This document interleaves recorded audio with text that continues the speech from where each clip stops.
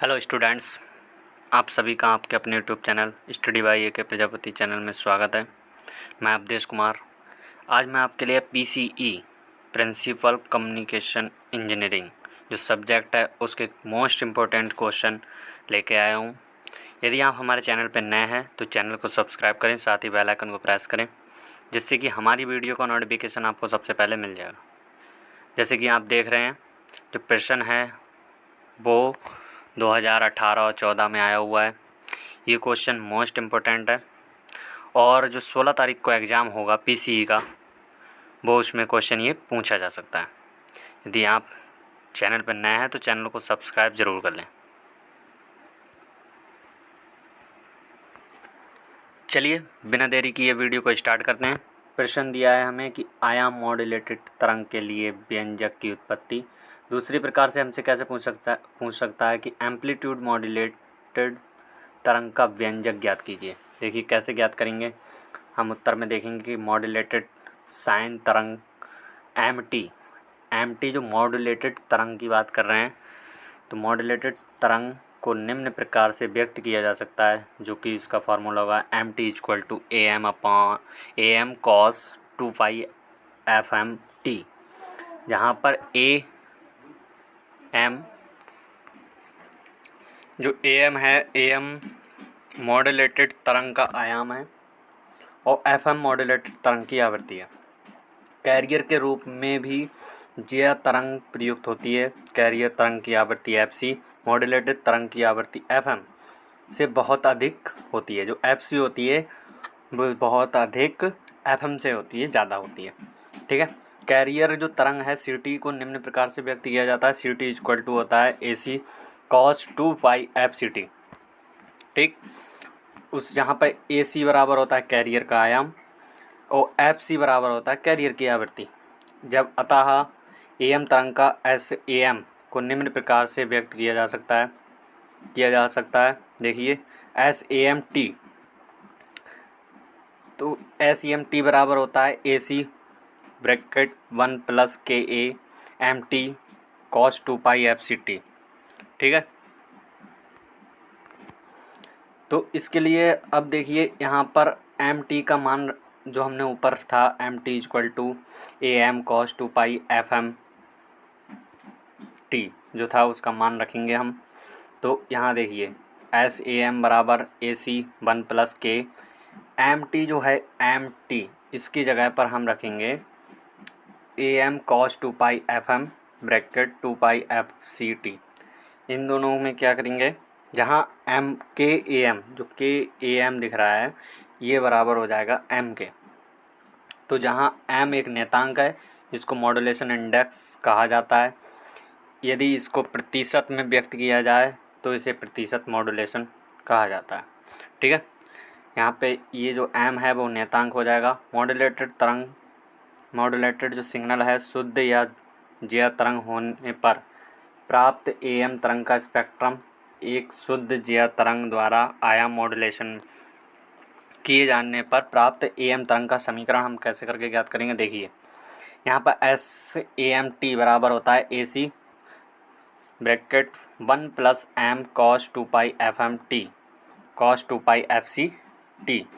तो अब देखिए AC को इसमें अंदर पहले गुणा करेंगे तो AC + M cos 2 fm हो जाएगा। फिर cos 2 fct है जो उसकी अंदर गुणा करेंगे तो देखिए ये प्राप्त होगा हमारे पास समीकरण SAM बराबर हो जाएगा AC cos 2 fct, क्योंकि हमने इसके साथ गुणा करिए।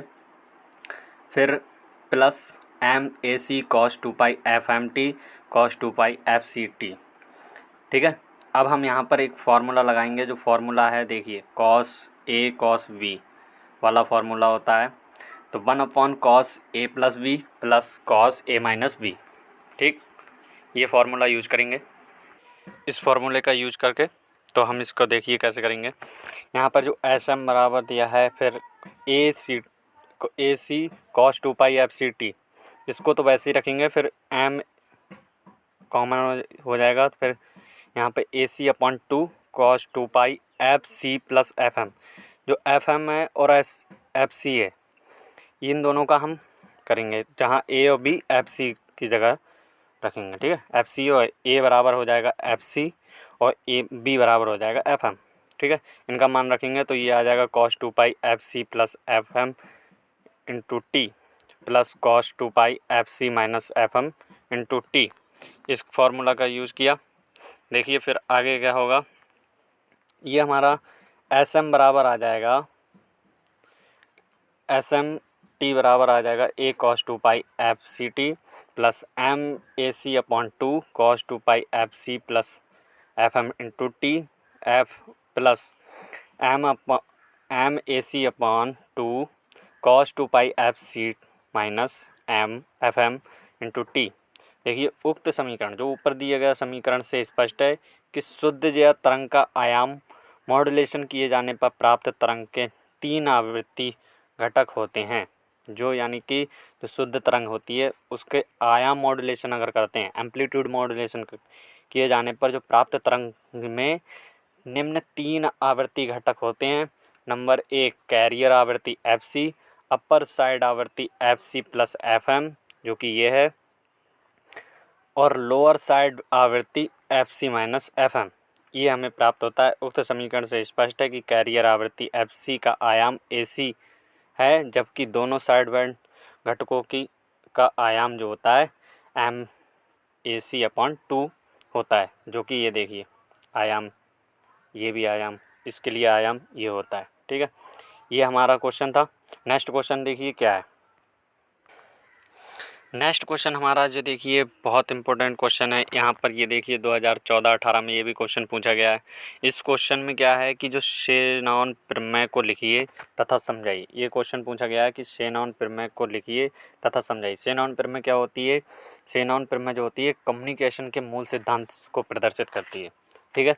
तो यहाँ पे देखिए इस प्रमेय में क्या बताया गया है कि कम्युनिकेशन के मूल सिद्धांत को प्रदर्शित करती है। इस प्रमेय के अनुसार ऐसी विधियों का विकास संभव है जिनमें कम्युनिकेशन प्रणाली में त्रुटि को बहुत कम संभावना के साथ सूचना को ट्रांसमिट की जा सकती है।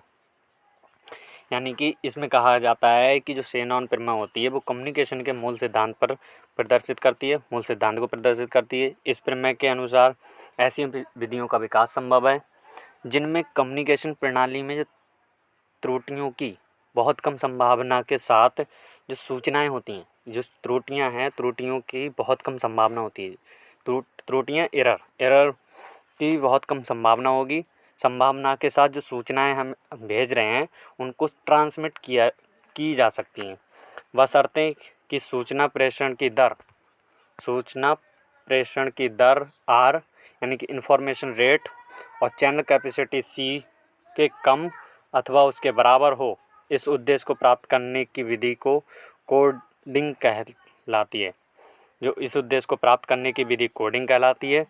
माना कि एम संभावना सूचनाओं का कोई स्रोत एम बहुत बड़ा है, एक से सूचना दर आर पर सूचना उत्पन्न कर रहा है तथा चैनल कैपेसिटी सी है, तो आर छोटा या बराबर होगा सी।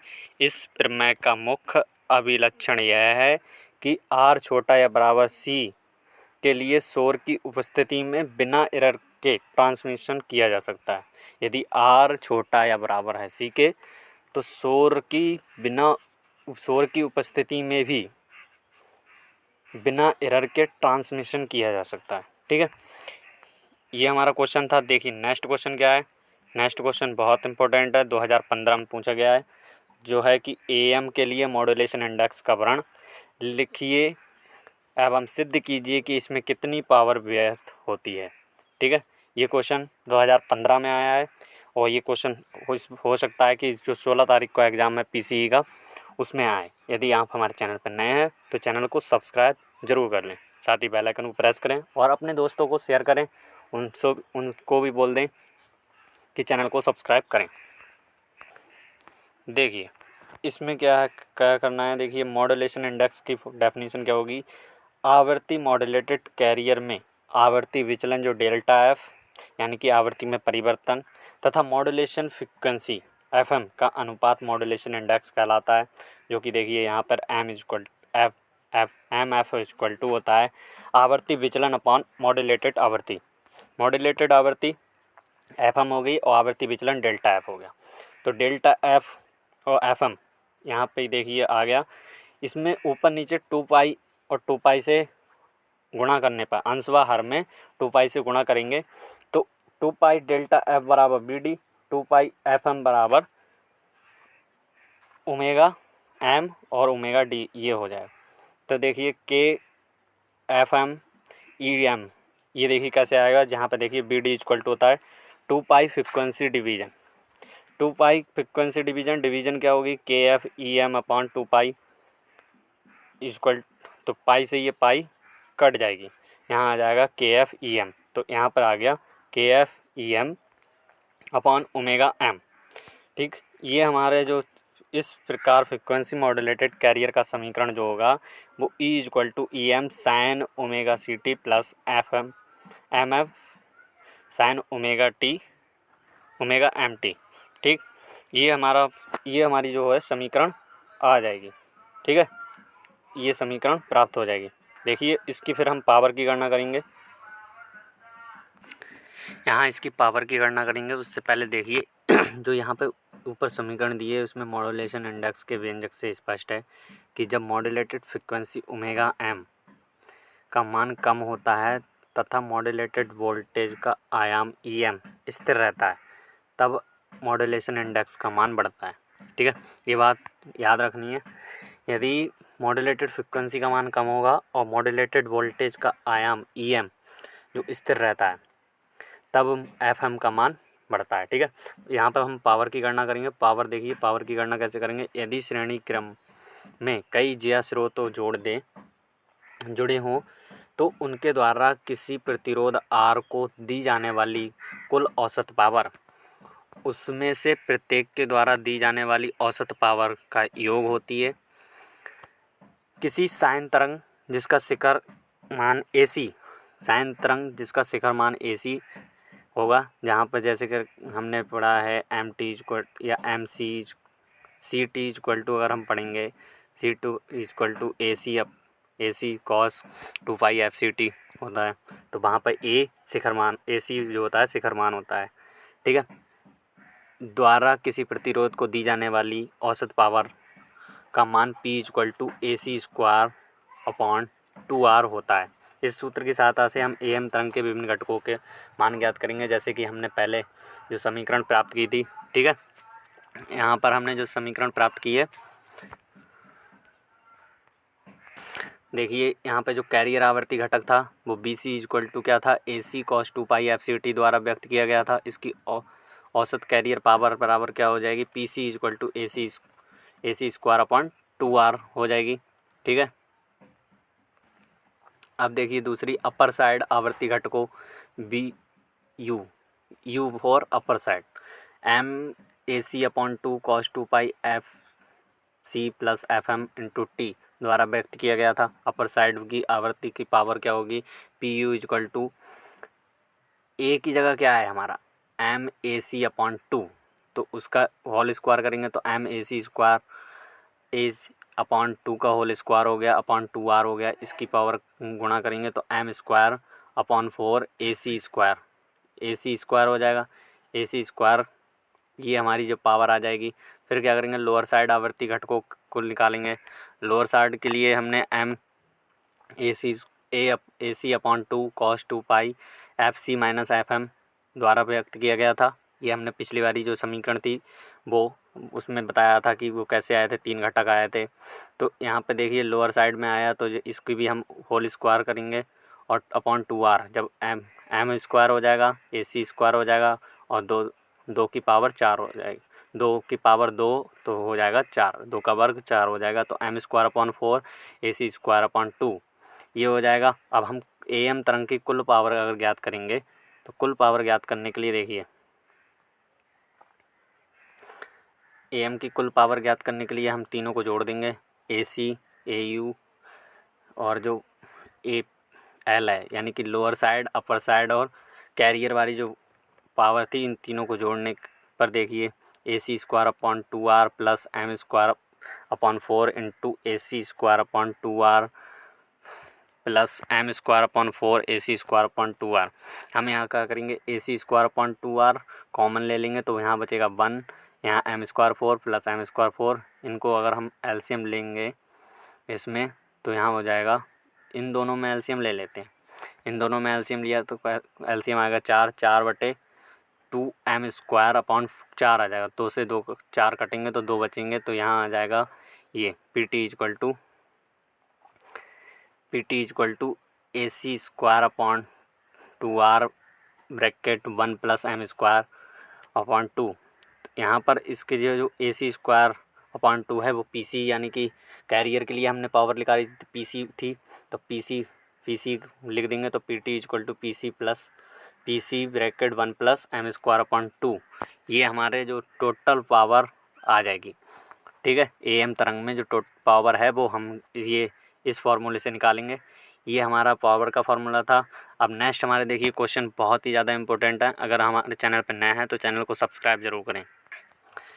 देखिए जो क्वेश्चन है, ये क्वेश्चन हालांकि पूछा नहीं गया, लेकिन इस बार हो सकता है ये क्वेश्चन पूछा जाए, अंडर मॉड्यूलेशन, पूर्ण मॉड्यूलेशन, ओवर मॉड्यूलेशन से आप क्या समझते हैं।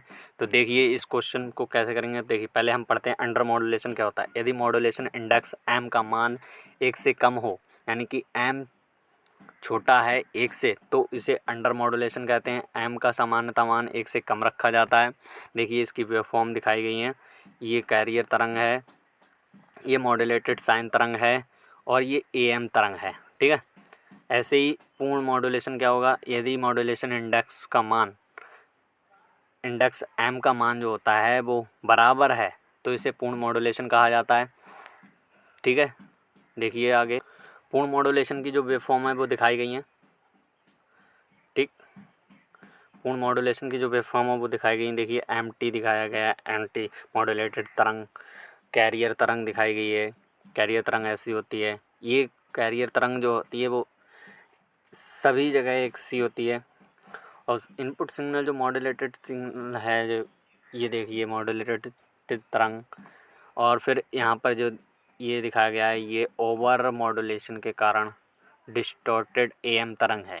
ठीक है, यहाँ पर ओवर मॉड्यूलेशन क्या होता है, यदि मॉड्यूलेशन इंडेक्स m का मान 1 से अधिक हो, यानी कि m बड़ा है 1 से, तो इसे ओवर मॉड्यूलेशन कहा जाता है। ओवर मॉड्यूलेशन में AM तरंग प्रदर्शित है, जिससे स्पष्ट है कि ओवर मॉड्यूलेशन की स्थिति AM तरंग के इनवेलॉप डिस्टॉर्शन हो जाता है। ठीक है, यहाँ उसकी वेवफॉर्म दिखाई गई है, कैरियर तरंग दिखाया गया है, इनवेलॉप ऑफ AM वेवफॉर्म दिखाई गई है। ठीक, AM तरंग का दिखाया गया है। देखिए नेक्स्ट क्वेश्चन देखिए बहुत ही ज़्यादा इम्पोर्टेंट क्वेश्चन है, ये 2015 में पूछा गया है। 2015 में ये क्वेश्चन पूछा गया। मैं आपके लिए वही क्वेश्चन बताऊंगा जो इस बार एग्ज़ाम में आने की चांस हैं। यदि आप हमारे चैनल पर नए हैं तो चैनल को सब्सक्राइब जरूर करें।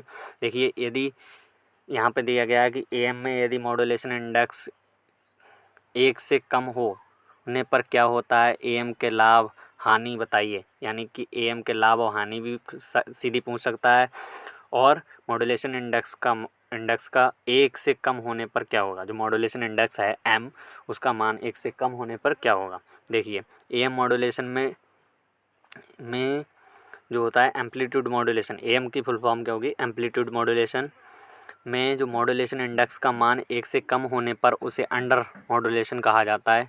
ये आपको मैं पहले बता चुका था, पूर्ण modulation, under modulation, over modulation, ये सब मैंने बताए थे, उसकी वेवफॉर्म बताई थी। तो यहाँ M का मान 1 से अधिक होने पर क्या होगा, ओवर मॉड्यूलेशन के कारण AM तरंग में विरूपण हो जाएगा। यदि M का मान 1 से अधिक कर दें तो उसमें ओवर मॉड्यूलेशन के कारण AM तरंग में विरूपण आ जाएगा। इसी प्रकार विरूपण को इनवेलॉप डिस्टॉर्शन कहते हैं। इस प्रकार का जो विरूपण होता है उसे इनवेलॉप डिस्टॉर्शन कहते हैं।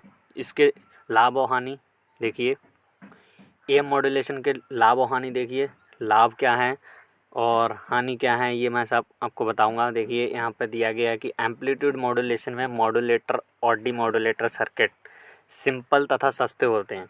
जो एम्पलीट्यूड मॉड्यूलेशन करते हैं हम, तो क्या होता है, जो मॉड्यूलेटर बनाते हैं, डीमॉड्यूलेटर बनाते हैं, उनके सर्किट क्या होते हैं, सस्ते होते हैं और सिंपल भी होते हैं। दूसरा इसका लाभ क्या है, AM प्रसारण सामान्यतः MF तथा HF रेंज में होता है। ठीक है, हानि क्या है, देखिए हानि इसकी क्या होंगी, एएम में शोर का प्रभाव अधिक होता है, जो एम्पलीट्यूड मॉड्यूलेशन करते हैं तो वहाँ पर शोर का प्रभाव अधिक होता है।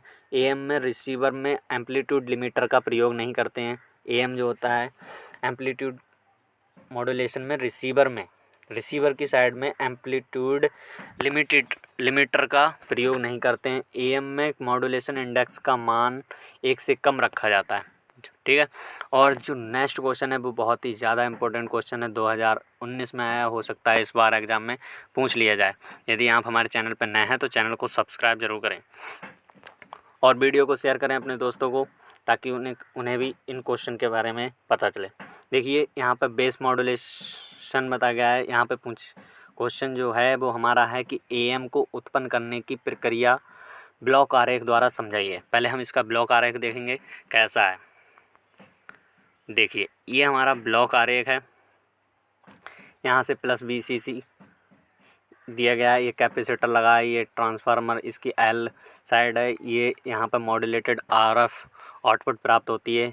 ये हमारा ट्रांजिस्टर है, NPN प्रकार का है, ये कैपेसिटर है, ये RFC लगी हुई है, ये ट्रांसफार्मर है, ठीक है। यहाँ पर जो मॉड्यूलेटेड सिग्नल अप्लाई करते हैं, यहाँ जो BV है इसमें कहते हैं बायस बेस वोल्टेज। ये वोल्टेज है बायस बेस वोल्टेज है जो अप्लाई की जाती है, और हमने एमीटर टर्मिनल को ग्राउंड कर दिया गया, ठीक है। यहाँ पर ये हमारा सर्किट डायग्राम था जो हमारा एएम को उत्पन्न करने के लिए होता है। तो इसमें देखिए क्या बताया गया है कि जो बेस मॉड्यूलेशन है उसकी विधि को देखिए। इस विधि में ट्रांजिस्टर की बेस सप्लाई वोल्टेज की सीरीज में मॉड्यूलेटेड सिग्नल को अप्लाई किया जाता है। सप्लाई वोल्टेज की सीरीज में मॉड्यूलेटेड सिग्नल को अप्लाई किया जाता है, ठीक है, जिससे बेस बायस मॉड्यूलेटेड वोल्टेज के समानुपाती होती है। जिससे कि जो बेस बायस वोल्टेज थी हमने VV जो पढ़ी थी कि उसके समानुपाती हो जाती है। और RF सिग्नल को भी बेस पर अप्लाई किया जाता है। RF सिग्नल देखिए यहाँ पे जो दिखाया दिया गया है, देखिए सर्किट में आपको इधर दिखाता हूँ। देखिए अब देखिए आपको पूरा सर्किट दिख रहा होगा। यहाँ RF को हमने बेस पर अप्लाई किया गया है, RF सिग्नल को बेस पर अप्लाई किया जाता है। अतः मॉड्यूलेशन प्रक्रिया ट्रांजिस्टर के बेस पर ही संपन्न हो जाती है। जो मॉड्यूलेशन की प्रक्रिया होती है वो ट्रांजिस्टर का ये बेस होता है, ये बेस, ये कलेक्टर, ये एमीटर होता है, ठीक है। तो यहाँ पर जो मॉड्यूलेशन की प्रक्रिया है वो ट्रांजिस्टर के बेस पर ही संपन्न हो जाती है। और मॉड्यूलेटेड वेव को क्लास B एम्पलीफायर द्वारा प्रवर्धित किया जाता है। क्लास B एम्पलीफायर क्या होता है? क्लास B एम्पलीफायर जो हाफ साइकिल के लिए काम करता है, जिसकी आउटपुट हाफ प्राप्त होती है, ठीक, हाफ प्राप्त होती है यानी कि आधे चक्र प्राप्त होती है, आधे चक्र में प्राप्त होती है आउटपुट, ठीक है। क्लास B एम्पलीफायर आपने EDC पढ़ा होगा, EDC सब्जेक्ट, तो उसी सब्जेक्ट में आपको ये class B amplifier, class A amplifier, class AB amplifier, class C amplifier, इन सभी के बारे में बताया गया था। फिर देखिए यहाँ पर जो क्लास B एम्पलीफायर द्वारा प्रवर्धित किया जाता है तथा AM तरंग संग्राहक टर्मिनल से प्राप्त की जाती है। AM जो तरंग होती है यानी कि एम्पलीट्यूड तरंग संग्राहक टर्मिनल से प्राप्त होती है, संग्राहक से प्राप्त होगी, ठीक है। तो ये हमारा जो था AM उत्पन्न करने की प्रक्रिया का ब्लॉक डायग्राम था, और ये क्वेश्चन 2019 में आया हो, तो इस बार हो सकता है आ जाए। तो हम कोई भी ऐसा क्वेश्चन नहीं छोड़ेंगे जो ना आए हैं, तो हम सारे क्वेश्चन देखेंगे। और वीडियो अच्छी लगी हो तो लाइक करें, कमेंट करें और हमें बताएं कि वीडियो कैसी लगी।